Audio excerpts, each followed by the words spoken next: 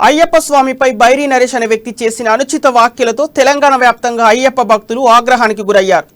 2 రోజుల క్రితం అయ్యప్ప స్వామిపై బైరి నరేష్ అనుచిత వ్యాఖ్యలు చేయడంతో మాలదారులు అతడికి వ్యతిరేకంగా రాష్ట్ర వ్యాప్తంగా ఆందోళన దిగారు. నరేష్ పై కఠిన చర్యలు తీసుకోవాలని పోలీస్ స్టేషన్లో ఫిర్యాదు చేశారు. మరోవైపు బైరి నరేష్ పై పోలీసులు కేసు నమోదు చేశారు. మత విద్వేషాలను ఉపేక్షించేది లేదని వికారాబాద్ ఎస్పీ కోటిరెడ్డి ప్రకటించారు.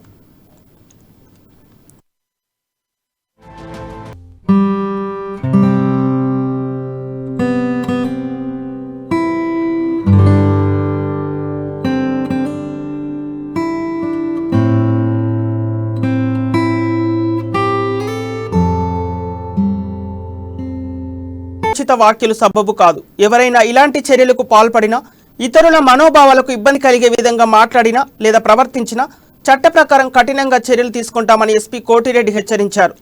బైరి నరేష్ కు చట్ట ప్రకారం శిక్ష పడేటట్లు చూస్తామని ప్రకటించారు. బైరి నరేష్ ను పోలీసులు అదుపులో ఉన్నారా లేదా అన్న దానిపై స్పష్టత లేదు. కోసిగిలో అయ్యప్ప స్వాములు దాడి చేసింది బైరి నరేష్ పై అన్న ప్రచారం జరిగింది, కానీ బైరి నరేష్ పై కాదని పోలీసులు చెబుతున్నారు. ఆయన అనుచరుడిపై దాడి జరిగిందని అంటున్నారు. బైరి నరేష్ పోలీసుల అదుపులో ఉన్నారా లేదా అన్న దానిపై స్పష్టత ఇవ్వడం లేదు.